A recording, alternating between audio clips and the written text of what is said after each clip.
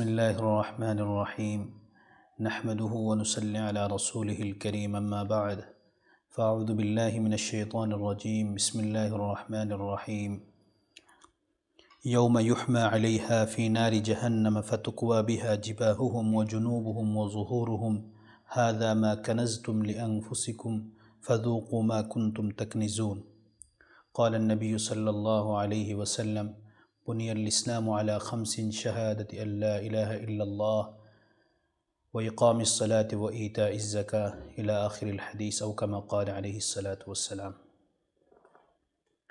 আজকে আপনাদের সামনে যাকাত বিষয়ে কিছু আলোচনা করার ইনশাআল্লাহ চেষ্টা করব। যাকাত শব্দের অর্থ হইল গিয়া বাড়ি যাওয়া বা পাক হওয়া বা পাক করা। যখন মানুষে যাকাত দেয়, যাকাত দেওয়ার কারণে বাকি মাল পাক হয়ে যায়।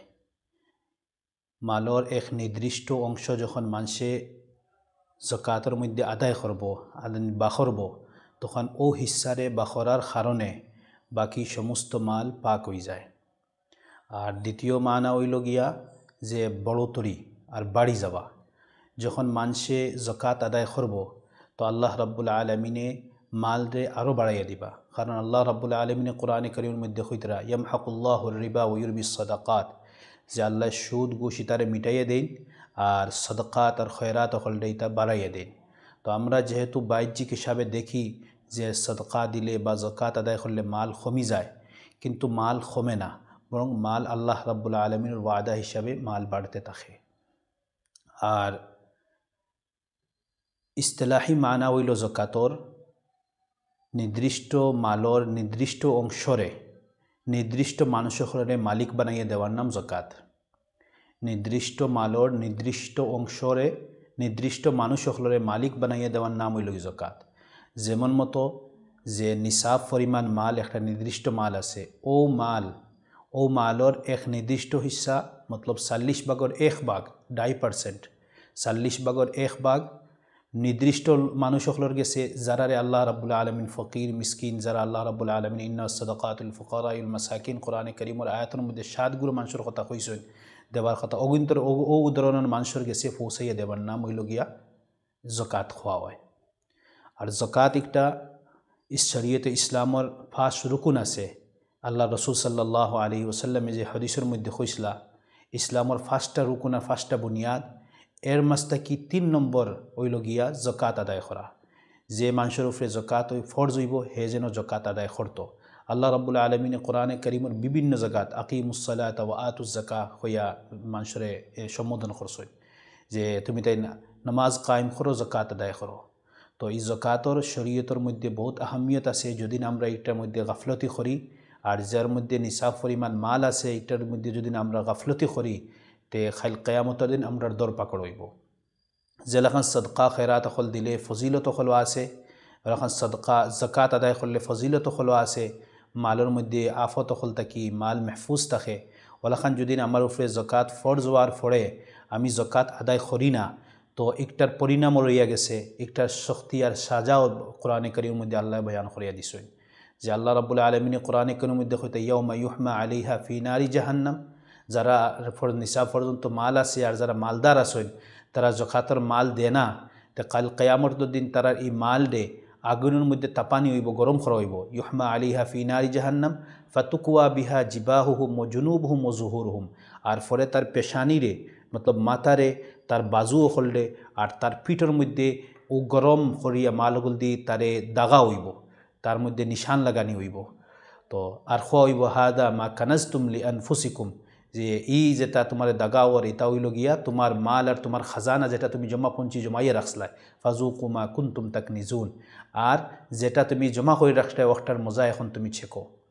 ওলাখান কোরআনে কারীমের মধ্যে আরেক আয়াতের মধ্যে আল্লাহ রাব্বুল আলামিনের কইতরা যে আল্লাযীনা ইয়াবখালুনা মিমা আতাহুমুল্লাহু মিন ফাদলিহি হুয়া খায়রাল লাহুম, যে আল্লাহ রাব্বুল আলামিনে তান ফজলে আর করমে যারা মাল দিছেন আর তারা যাকাত আদায় করেন না, বখলি আর কঞ্জুসি করেন, তারা এটা মনে করটা হুয়া খায়রাল লাহুম, না বাল হুয়া শাররুল লাহুম, এটা তার লগে খায়ের নাই, তার লগে শার। সাইয়ুতাওয়াকুনা মা বাখিলু বিহি ইয়াউমাল কিয়ামা, যে বস্তু দি তারা মাল দিয়ে কঞ্জুসি আর বখলি হড্ডা খাইল কিয়ামতর দিন ই মাল একটারে তারা গলার বেড়ি বানাইয়ে দেওয়া হইব। সাইয়ুতাওয়াকুনা মা বাখিলু বিহি ইয়াউমাল কিয়ামা, কিয়ামতর দিন ই মাল রে তার বেড়ি বানাইয়া দেওয়া হইব।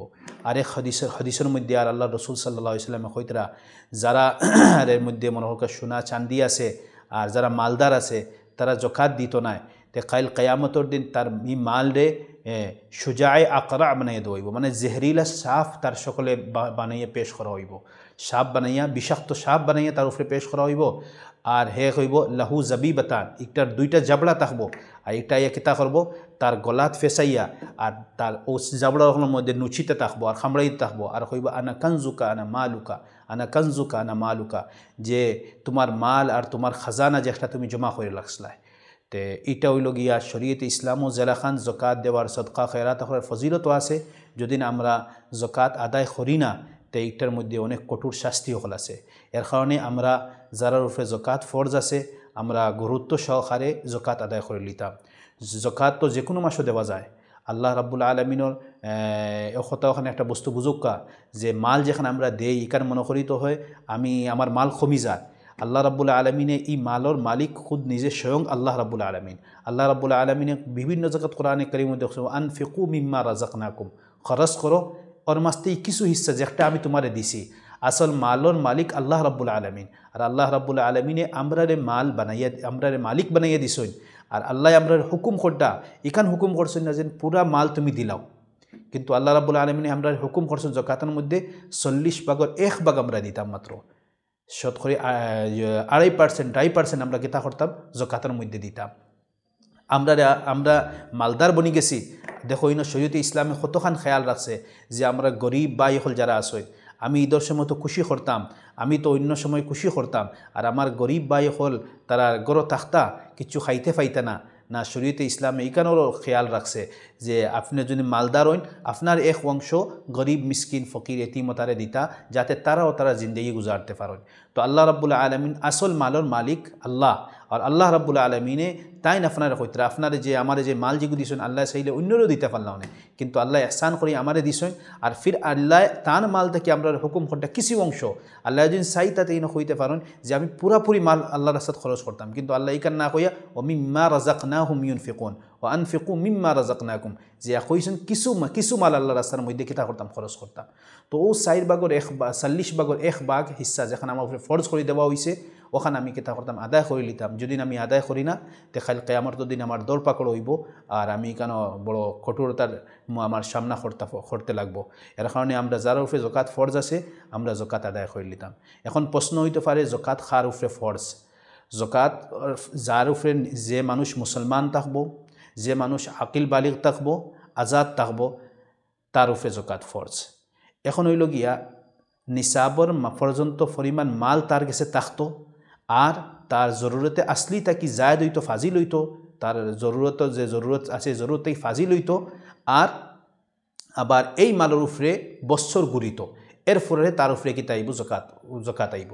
যদি এই মালের উপরে জরুরত থেকে ফাজিল হয় না আর বছর ঘুরে না তো এই মালের উপরে জকাত আইতো না। এখন নিসাব কিলা হয়, নিসাবর মাফটা কিলা? নিসাব হইল গিয়া যদি আমার গেছে সোনা থাকে তে 7.5 তোলা হইতো সোনা, এর লগে আর কিচ্ছু নাই, শুধুমাত্র খালি সোনা 7.5 তোলা, আর কিচ্ছু নাই খালি সোনা। তো 7.5 তোলা যদি আমার কাছে সোনা থাকে বা এর থেকে বেশি থাকে তো আমার উপরে এর ফলে বছর ঘুরি গেছে, তখন হইল গিয়া আমার উপরে কি তৈব জকাত ফরজ হইব। যদি দেখা যায় আমার কাছে 7.5 তোলা সোনা নাই, 6 তোলা আছে, 60 তোলা আছে বা 7 তোলা আছে, আমার লগে কোনো আর কিচ্ছু নাই, রুফাও নাই টেকাও নাই, তখন আমার উপরে জকাত ফরজ হইতো নাই। আর যদি নিকান জানিয়ে রাখা 7.5 তোলা হয়ে যায় বা 7.5 টাকা বেশি আর খালি সোনার লগে কিচ্ছু নাই, তো বছর ফুরার পরে আমি এখানোর এই যে যতখান সোনা থাকবো এখানোর আমি 40 ভাগের 1 ভাগ আদায় করতে লাগবো।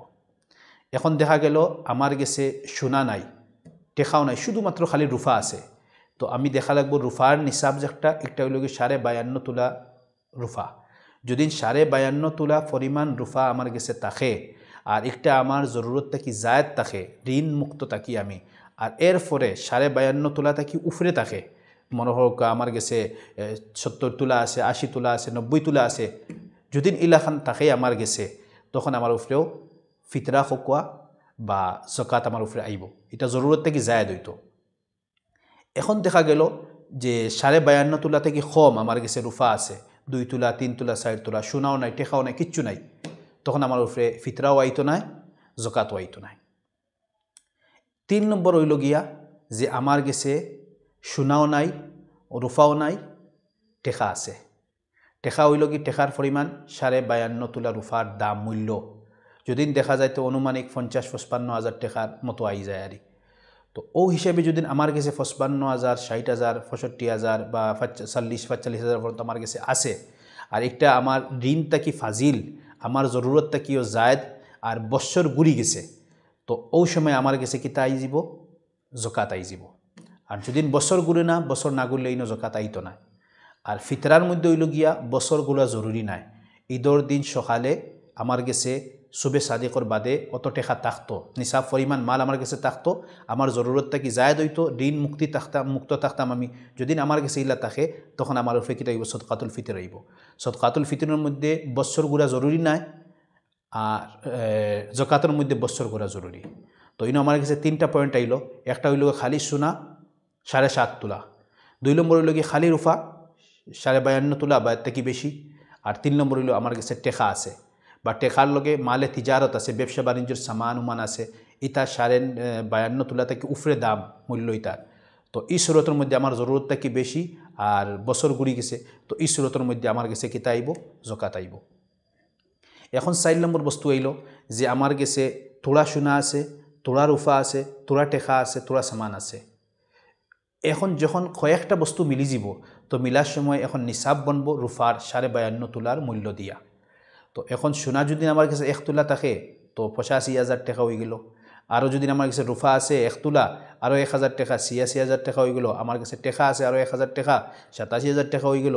তখন দেখা গেল এখন নিসাব তো 50-55 তো হয়ে যায়, পুরা হয়ে যায়, কিন্তু এখন তো আমার কাছে মাল ফাজিল, নিসাবটা কি বাড়ি গেছে, এখন নিসাবটা রুফার 52.5 তোলা দিয়ে বনছে। তো ও ক্ষেত্রে এখন আমার বছর ফুরার পরে আমি কিতা করা লাগবো, মালিকটার জকাত আদায় করা লাগবো। তো যদি খালি সোনা থাকে 7.5 তোলা, আর যদি রুফা থাকে 52.5 তোলা বা তাইও বেশি, আর খালি টেকা উকা থাকে তো ওই সময় রুফার মিকদার আইব 52.5 তোলা। আর যদি দেখা যায় না তোলা তোলা কিছু আছে সব মিলাইয়াও দেখা যায়, তো ওই সময়ও রুফার মিকদার দিয়া রুফার নিসাব দিয়ে 52.5 তোলা হিসাবে নিসাব বনব। তো মাত আশা করি আর বোঝা গেছে, কারণ হইল গিয়া সোনার লগে যদি আমাকে টেকাও থাকে 1,000 টাকা, 200-400 টাকা, তে এই সোনা একটা এখন রুফার মিকদারের মধ্যে আই যাব, 52.5 তোলা দিয়া মানে নিসাব বনব, মিকদার বনব। তো ওটা আমরা খেয়াল রাখতাম। আর এখন ফিতরা খার উপরে, ফিতরা হইল গিয়া যে সুবে সাদিকর ঈদুল ফিতরের দিন সুবে সাদিকর সময় নিজের জরুরতটা কি জায়দ, ঋণটা কি ফাজিল, খেরোর গেছে যদি নিসাব পরিমাণ মাল থাকে, তে তাই তান তরফটা কিয়া আর তার নাবালিক আওলাদ হলোর তরফটা কি তাই আদায় করতা। এখন যদি দেখা যায় তান গেছে নিসাব পরিমাণ মাল নাই, তখন তান উপরে আইতো নাই। আর তাই নিজে যদি তার কাছে নিসাব পরিমাণ মাল থাকে ঈদর দিন সকালে, আর নিসাব কি লইব এখানে আমি তো কইলি হিসাব নাই, সোনা রুফা আর যদি সবটা মিলাইয়া থাকে তো ঋণটা কি মুক্ত থাকতা তাই, আর জরুরতটা কি তান ফাজিল হইতো। যদি ঈদর দিন সকালে নিসাব পরিমাণ মাল তান গেছে থাকে, তে তান উপরে সদকাতুল ফিতির ওয়াজিব, তাই সদকায় ফিতির ঈদ যাওয়ার আগে আগে অগুন আদায় করে লিতা। এখন আমার নিজের স্ত্রী তখন স্ত্রীর তরফ থেকে স্বামী আদায় করা জরুরি নাই, স্ত্রীয়ে তার নিজের তরফ থেকে তাই নিজে আদায় করতা, আর যদি স্বামীয়ে যদি স্ত্রীর তরফ থেকে যদি আদায় করিলেন তেও আদায় হয়ে যাব। এখন জকাতর মশলা যারা উপরে জকাত ফরজ আছে তারা আমরা একটা গুরুত্ব দিয়া জকাতর মশলাটা আমরা আদায় হিসাব করিয়া আদায় করে লিতাম। জকাত আদায় করা রমজান মাসও জরুরি নাই, জকাত রমজান সারা অন্য মাসেও আমরা আদায় করতে পারবো, কিন্তু যে জকাত আদায় করতে একটা বস্তু বোঝা লাগবো যে আমরা ইসলামী মাস হিসাবে জকাত আদায় করতাম, যদি ইংরেজি মাস হিসাবে আদায় করি, ইংরেজি বছর হিসাবে যদি আদায় করি তে 14-15-20 দিনের ডিফারেন্স ধরে লিব। আর ইসলামী মাসও কিছু দিন কম আছে, 14-15 দিন কম আছে। তো ও হিসাবে আমরা যে জকাত যে একটা আদায় করতাম, একটা ইসলামী মাস বছর হিসাবে আদায় করতাম। তো সব থেকে বালা সিস্টেম হইল আমি রোজার যদি আদায় করিলাই, তো রোজাত আমার হিসাবটা বালা ইয়াইত থাকবো, বা অন্য একটা কোনো বখরা ঈদ করিলাই, বা অন্য কোনো একটা আমি যে একটা আমার সুবিধা হয় ইসলামী একটা মাস আমরা মহরম হোক, সফর হোক, রজব হোক, ও হিসাবে আমি নির্দিষ্ট করিলাই, আর ও মাসও আমি হিসাব করিয়া আদায় করি। তো ইনো একটা বস্তু আবারও হইয়ার বুঝতে লাগবো যে জকাতের মধ্যে মাল নামিওয়া বড়ুতরিবা 1 বছর মাল অতিক্রম করা ইকান জরুরি, এরপরে জকাত আইব। আর ফিতরার মধ্যে অতিক্রম করা জরুরি নাই। জরুরতটা কি যায় যদি মাল থাকে নিসাব পরিমাণ ঈদর দিন সকালে, তো তান উপরেও সদকাতুল ফিতর ওয়াজিব মর্দর পুরুষের উপরে, আর তান আওলাদ অখলর তরফ থেকে তাই আদায় করবা। স্ত্রীর তরফ থেকে আদায় করা জরুরি নাই, যদি স্ত্রীর তরফ থেকে আদায় করিলাই তখনও আদায় হয়ে যাব। আল্লাহ তাআলা আমরা সবরে খোয়া হোনা থেকে বেশি আমলের তৌফিক দেখুয়া। ওয়া আখিরু দাওয়ানা আলহামদুলিল্লাহ।